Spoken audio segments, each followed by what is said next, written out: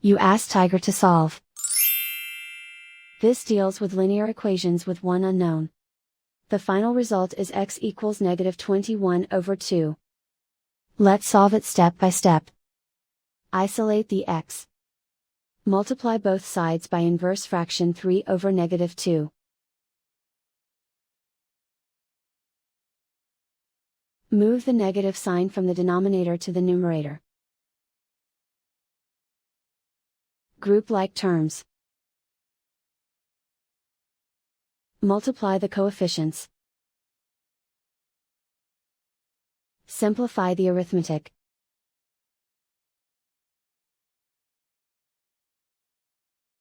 Move the negative sign from the denominator to the numerator. Multiply the fractions.